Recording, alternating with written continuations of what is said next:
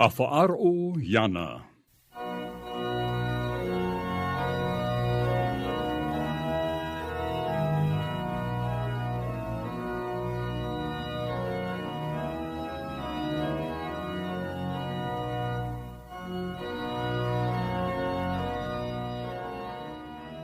Te titao maru atu nei, te autahe no te metia, o Yahweh la communauté du Christ. Ya oto paatuana, ya fa'ar o oto, ya yetu metia.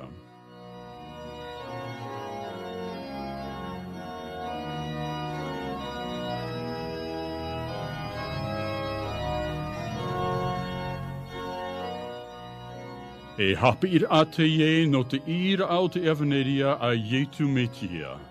E te aura no te rera i tō tato nei anō tau.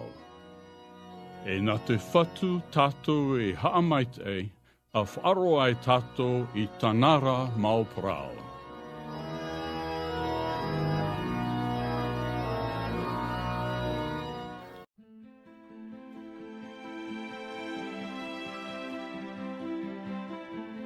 Il y a un seul corps et un seul esprit, comme aussi vous avez été appelés à une seule espérance par votre vocation.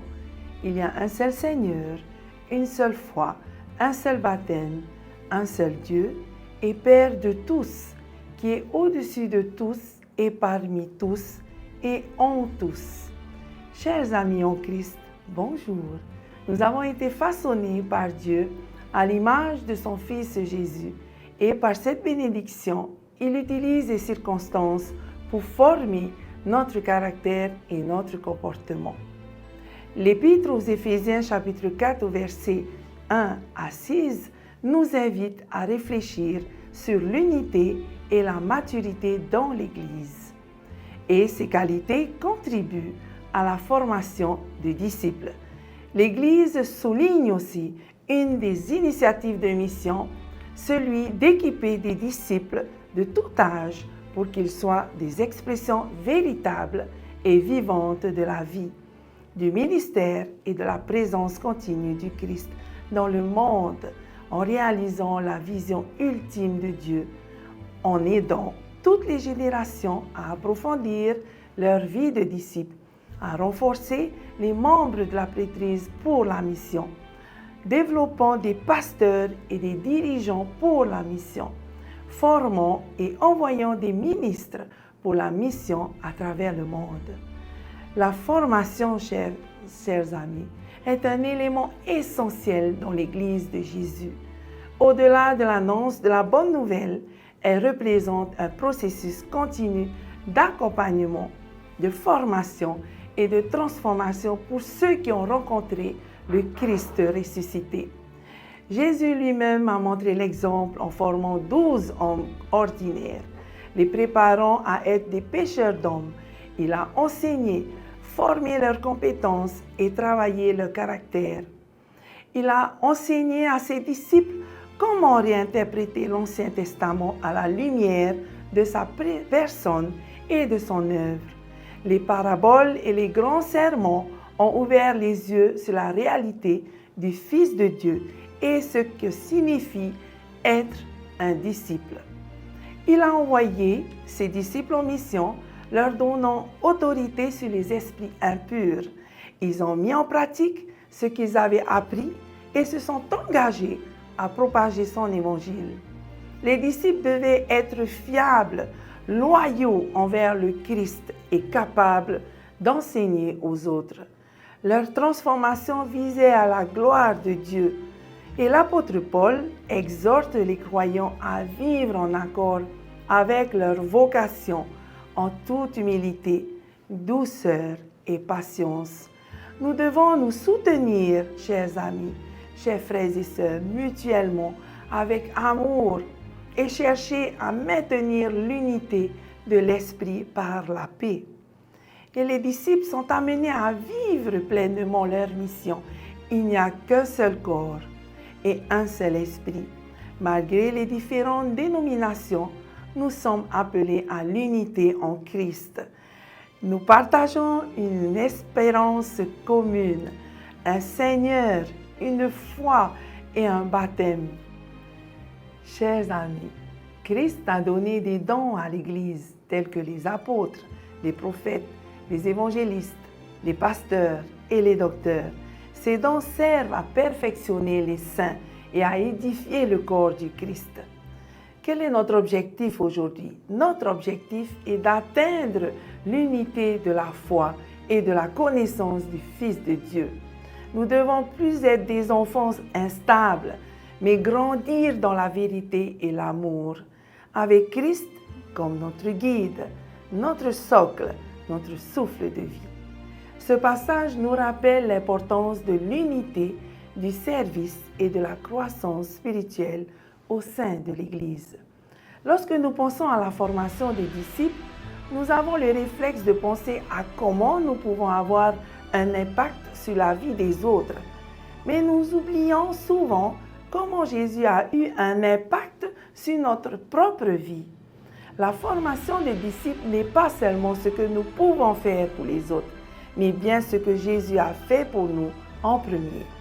Comprendre le processus de transformation qui se produit en nous devient un point de départ pour la formation des autres. Bien des gens citent la Bible, mais c'est seulement lorsque nous sommes habités par l'Esprit de Christ que nous pouvons saisir les enseignements profondément spirituels des Écritures. Les premiers disciples de Jésus avaient une bonne connaissance des écrits de l'Ancien Testament, mais ils avaient besoin que Jésus touche leur intelligence pour qu'ils puissent saisir toute la vérité de la Bible.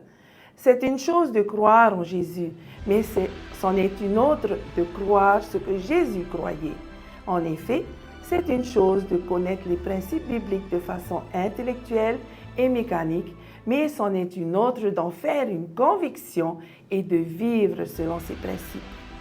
Les récits des évangiles nous présentent l'enseignement de Jésus, sa façon de penser, sa façon de voir le monde, mais aussi sa façon d'agir. Nous avons accès à la pensée de Christ révélée à ceux qui désirent le suivre de tout leur cœur et de toute leur pensée. Nous pouvons voir constamment dans les évangiles des disciples déroutés, perdus et confus face à l'interprétation des Écritures de Jésus. Et lorsque les disciples, visiblement confondus par une parabole, vont questionner Jésus, il leur dit: « Êtes-vous donc sans intelligence vous aussi? Ne comprenez-vous pas que rien de ce qui est du dehors entre dans l'être humain ne peut le souiller ?» C'est Marc au chapitre 7, verset 18 qui le dit. Et les mots de Jésus semblent durs, mais combien de fois nous sommes-nous retrouvés dans cette position, confus, embêtés et perplexes devant un enseignement de la Bible. Mais pour comprendre et recevoir l'enseignement de Jésus, nous devons aborder la Bible avec un cœur bien disposé, car lire la Bible autrement serait comme écouter un film avec les yeux fermés. Certes, nous pourrions en saisir une partie, mais nous serions privés de l'ensemble de l'enseignement.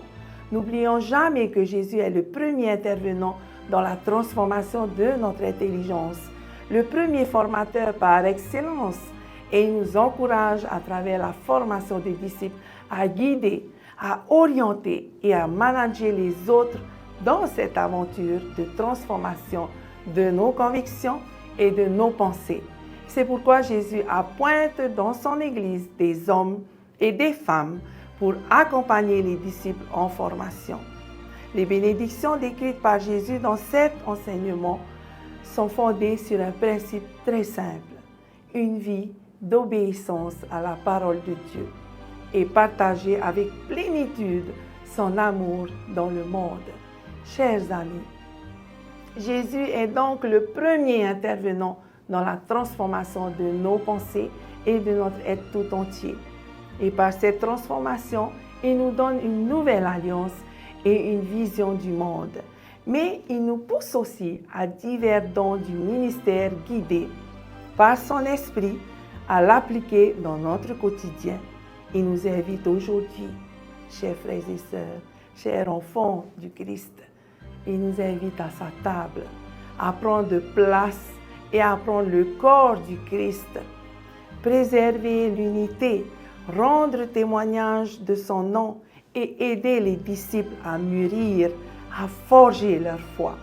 Cette maturité implique de dire la vérité dans l'amour et non dans un esprit de compétition ou de critique. Il s'agit d'aider chaque membre à grandir tout en développant l'unité dans le corps. Dieu veut que nous soyons aussi sains et entiers que possible dans notre corps, notre esprit, notre âme et nos relations. En tant que disciples de Jésus, nous devons être des modèles d'amour et d'attention pour nous-mêmes et nous sommes appelés à prendre soin de la santé et de la plénitude des autres afin de transmettre nos générations aux générations futures. Voici et très bon dimanche à tous. Amen.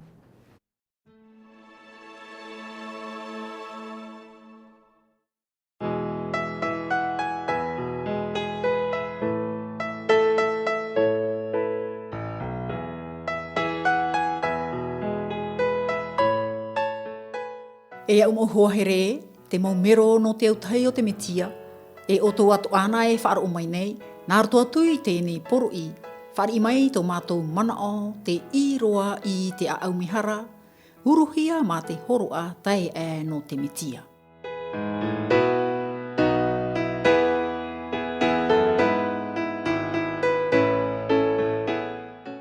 Te hinaro nei mātou, ia riro te i teime no otou, no te whaatupura, te hoe area ti aituru, te oa, te hau e te here. I te oa o Ietu Metia. Amen.